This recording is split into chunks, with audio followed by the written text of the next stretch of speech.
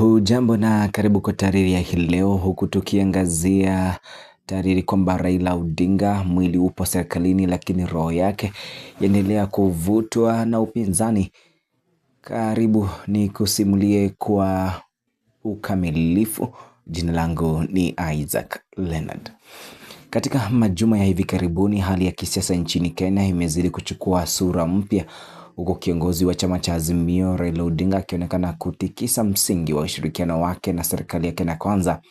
Hali hii imezua maswali mengi kutoka kwa wananchi, wachambuzi wa siasa na hata viongozi wa vyama tanzu. Je, ni ishara ya kurudi kwa Raila Odinga kama kiongozi wa upinzani halisi, au ni mikakati ya kisiasa ya kujinasua kutoka kwa mtego ya serikali nusu au nusu mkate? Raila Odinga ambaye katika wiki chache zilizopita alihusishwa na mkataba wa maelewano na serikali ya Rais William Ruto kupitia mazungumzo ya kitaifa ama National Dialogue, sasa ameanza kutoa matamshi na ishara zinazotilia shaka nia yake ya kusalia kwenye mwavuli wa ushirikiano. Kauli zake za karibuni zinarejelea msimamo mikali dhidi ya baadhi ya sera za serikali. Hali hii inaonyesha kwamba ingawa mwili wake uko serikalini, roho yake bado inavutiwa na nafasi ya upinzani. Vyanzo vya kutoelewana, makubaliano na yasiyo na meno. Moja ya sababu kuu zinazotajwa na wachambuzi ni kutotekelezwa kwa makubaliano yaliyofikiwa katika mchakato wa mazungumzo. Azimio ilikuwa na matarajio makubwa kuhusu marekebisho ya uchaguzi, kupunguzwa kwa gharama ya maisha na kushughulikiwa kwa ukosefu wa usawa katika usambazaji wa rasilimali. Hata hivyo, serikali inaonekana kutoonyesha dhamira ya kweli kutekeleza baadhi ya vipengee vya msingi vilivyokubaliwa.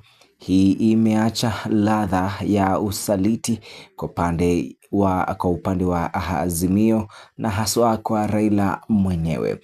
Shinikizo kutoka ndani ya Azimio, viongozi wa chama na wanachama wa Azimio wamekuwa wakimtaka Raila kutojihusisha sana na serikali ya Ruto, wakihofia kuwa ushirikiano huo unadhoofisha taswira ya muungano huo kama chombo cha upinzani. Wengine wanasema kuwa kwa Raila kuwa karibu na serikali imekuwa vigumu kwa kuikosoa hadharani au kuhamasisha mashinikizo ya kisera, hali inayofanya Azimio kuonekana goigoi.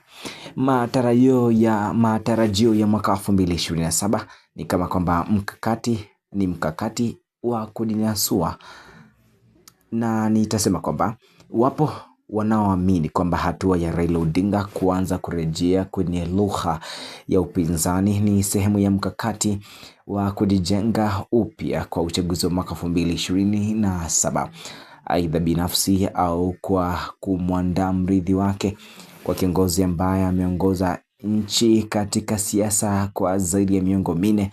Kusoma alama za nyakati na kujiweka karibu na raia kwa kawaida ni jambo la kawaida kwake.